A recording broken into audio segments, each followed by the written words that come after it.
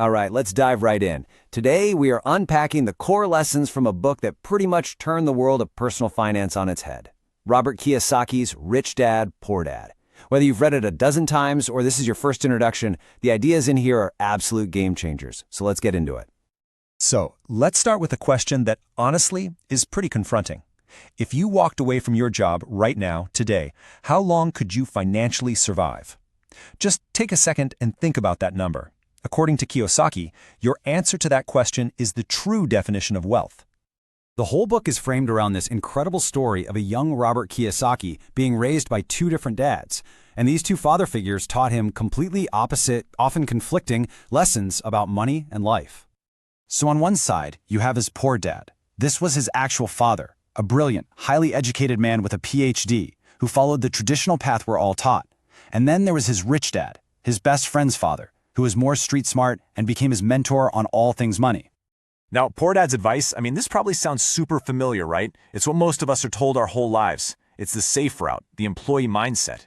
But Rich Dad, well, he had a totally different way of looking at the world.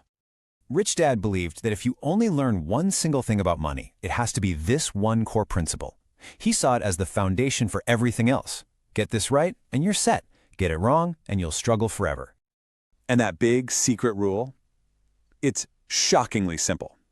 You must know the difference between an asset and a liability. He was convinced that the main reason people struggle financially is that they just don't understand this one simple distinction. So what's an asset? Super simple. It's anything that puts money into your pocket. That's it. It generates income for you. And a liability? You guessed it. It's the total opposite. It takes money out of your pocket.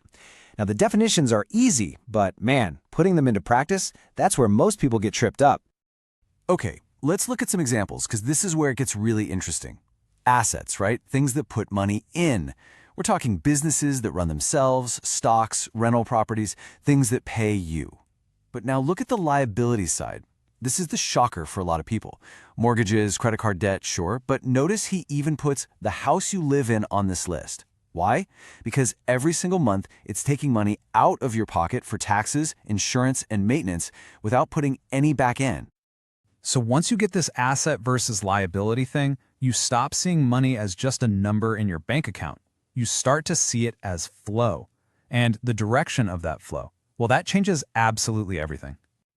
This right here is what Rich Dad famously called the rat race. You know that feeling of being on a hamster wheel, running faster and faster but getting nowhere? This cash flow pattern is the reason why. And here's how it usually goes, right? You get a paycheck from your job, and boom, before you know it, that money is flying out the door to pay for, well, everything. Food, taxes, the mortgage, car payments. And at the end of the month, there's pretty much nothing left to buy the things that would actually make you money, those assets. Okay, but now, let's flip the script. Let's look at how the rich handle their cash flow.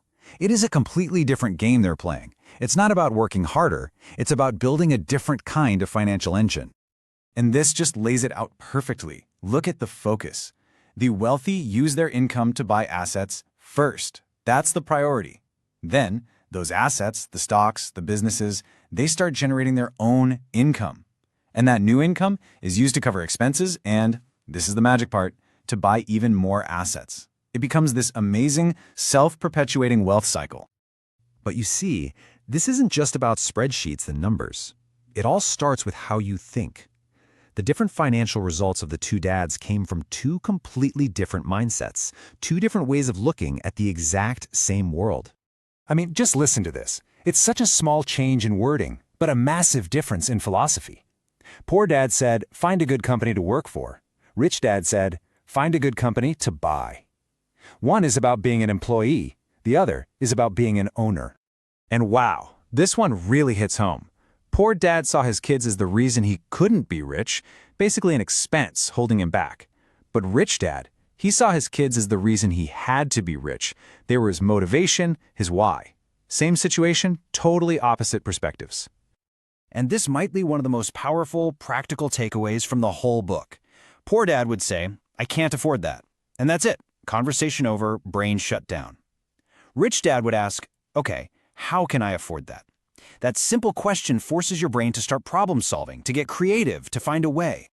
So the big question is, If this is all so simple, why doesn't everyone do it? Why do so many smart people stay stuck in the rat race? Well, Rich Dad said it's because we're all driven by two incredibly powerful emotions that keep us trapped. And what are those two emotions? Fear and greed, or if you want to put it another way, fear and desire. He believed these two are running the show for most people's financial lives, whether they realize it or not. So here's how that emotional trap works. The fear of not having money, of not paying the bills, that's what keeps you change your job. But then, greed, or that desire for nicer things, kicks in. You see a new car, a vacation, and you want a bigger paycheck to get it. This 1-2 punch locks you into that endless pattern. Get up, go to work, pay bills, repeat. So the key here isn't to pretend you don't have emotions. Of course you do. The goal is to learn how to use them to think, instead of letting them do the thinking for you. It's about pausing before you react and asking, wait a minute, what's really going on here? And really, this brings us to the core shift in thinking, the ultimate goal. The objective isn't just to make more money. That just makes the rat race faster. The real goal is to get to a point where you stop working for money altogether. So we're going to end this by flipping that first question we asked. It's not just about how long you could survive if you stopped working. The real question, the one that can truly change your financial future, is this. How can you make your money start working for you?